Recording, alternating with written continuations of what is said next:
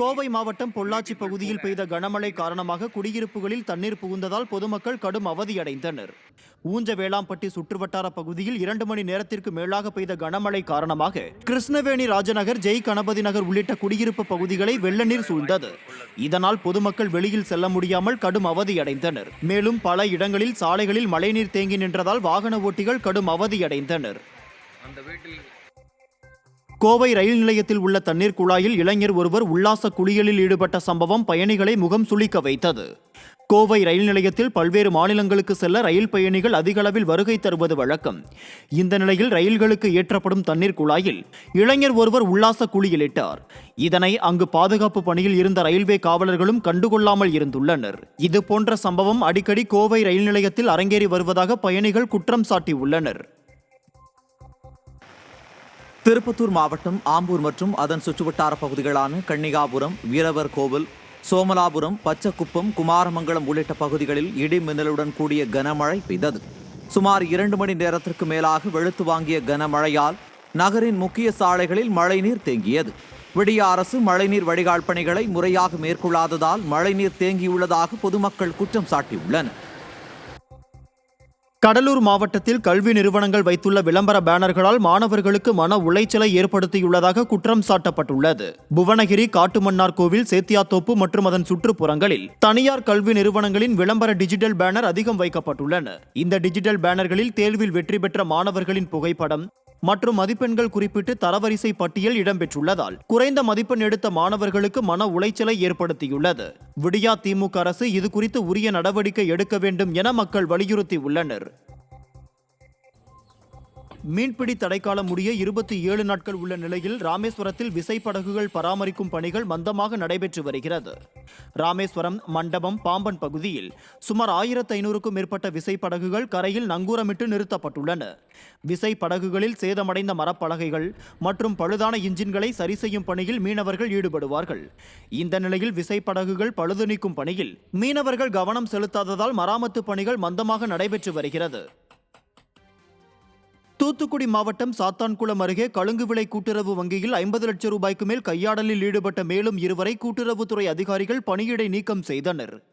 வங்கி செயலாளராக பணியாற்றி வந்த அகமது என்பவர் பணி ஓய்வு பெறுவதற்கு 2 நாட்களுக்கு முன்பு 50 லட்சம் ரூபாய் கையாடல் செய்துள்ளார். இதனை அவரே ஒப்புக்கொண்ட நிலையில் கூட்டுறவுத்துறை அதிகாரிகள் அகமதுவை பணியிடை நீக்கம் செய்தனர். இந்த விவகாரத்தில் தொடர்புடைய கூடுதல் செயலாளர் சுப்பிரமணியம் மற்றும் உர விற்பனையாளர் அமுதா ஆகிய இருவரையும் கூட்டுறவுத்துறையினர் பணியிடை நீக்கம் செய்ய உத்தரவிட்டனர். வேலூர் அருகே வழிப்பறியில் ஈடுபட்டு பணம் கேட்டு மிரட்டிய மாவட்ட பாஜக இளைஞரணி தலைவரை போலீசார் கைது செய்தனர். பள்ளிக்குண்டா அடுத்த வெட்டுவானம் அம்பேத்கர் நகர் பகுதியைச் சேர்ந்த விஜய் என்பவர் இருசக்கர வாகனத்தில் சென்றபோது அவரை வழிமறித்த மாவட்ட பாஜக இளைஞரணி தலைவர் சதீஷ் என்ற கிளி கத்தியை காட்டி பணம் கேட்டு மிரட்டியதாக தெரிகிறது. இந்நிலையில் அரக்கோணம் பகுதியில் கொலை வழக்கில் தொடர்புடைய மாவட்ட பாஜக இளைஞரணி தலைவர் சதீஷை போலீசார் ஏற்கனவே தேடி வந்த நிலையில் விஜய் அளித்த புகாரின் பேரில் போலீசார் அவரை கைது செய்து விசாரித்து வருகின்றனர். திருச்செந்தூர் சுப்பிரமணிய சுவாமி கோவிலில் குவியும் பல்லாயிரக்கணக்கான பக்தர்களின் வாகனங்களை சாலையோரங்களில் நிறுத்தப்படுவதால் கடும் போக்குவரத்து நெரிசல் ஏற்பட்டுள்ளது. கோடை விடுமுறை என்பதால் திருச்செந்தூர் சுப்பிரமணிய சுவாமி கோவிலுக்கு சாமி தரிசனம் செய்ய பக்தர்கள் அதிக அளவில் குவிந்து வருகின்றனர். இங்கு பார்க்கிங் வசதி இல்லாததால் வாகனங்களை சாலையோரங்களில் பக்தர்கள் நிறுத்திவிட்டு செல்வதால் கடுமையான போக்குவரத்து நெரிசல் ஏற்படுகிறது. மேலும் நகர் பகுதிகளில் வீடுகளின் முன் பக்தர்கள் வாகனங்களை நிறுத்தி செல்வதால் பொதுமக்களின் இயல்பு வாழ்க்கை பெரிதும் பாதிப்புக்குள்ளாகியுள்ளது. தூத்துக்குடி மாவட்டம் விளாத்திக்குளம் பேருந்து நிலையத்தில் உள்ள மின் விளக்குகள் எரியாததால் பயணிகள் கடும் அவதியடைந்து வருகின்றனர். இதனால் விளாத்திக்குளத்தில் இருந்து மற்ற பகுதிகளுக்கு செல்வதற்காக பேருந்து நிலையம் வந்த பயணிகள் பெரிதும் சிரமத்திற்குள்ளாகி வருகின்றனர். போதுமான மின் விளக்குகள் இல்லாமல் இருக்கக்கூடிய சூழ்நிலையில் தற்போது உள்ள விளக்குகளும் இதுபோன்று அடிக்கடி எரியாமல் இருப்பதால் பேருந்து நிலையத்திற்கு வந்து செல்லும் பயணிகள் கடும் சிரமத்திற்கு உள்ளாகி வருகின்றனர். திருப்பூரில் உரிய ஆவணமின்றி முறைகேடாக தங்கியிருந்த வங்கதேசத்தைச் சேர்ந்த 2 வரை போலீசார் கைது செய்தனர்.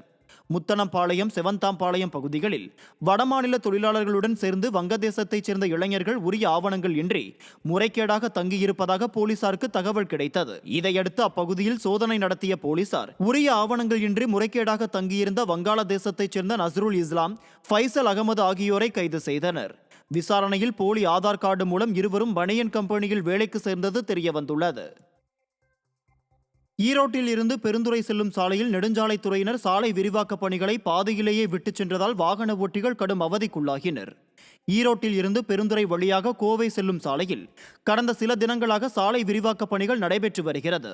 இந்த பணிகள் ஆமை வேகத்தில் நடைபெற்று வருவதுடன் சாலையின் நடுவே குழிகள் தோண்டப்பட்டும் தடுப்புகளை சாலையில் போட்டுவிட்டும் நெடுஞ்சாலைத்துறை ஊழியர்கள் பணியை பாதையிலேயே விட்டுச் சென்று விட்டனர். இதனால் அப்பகுதியில் 2 மணி நேரத்திற்கு மேலாக போக்குவரத்து பாதிக்கப்பட்டது.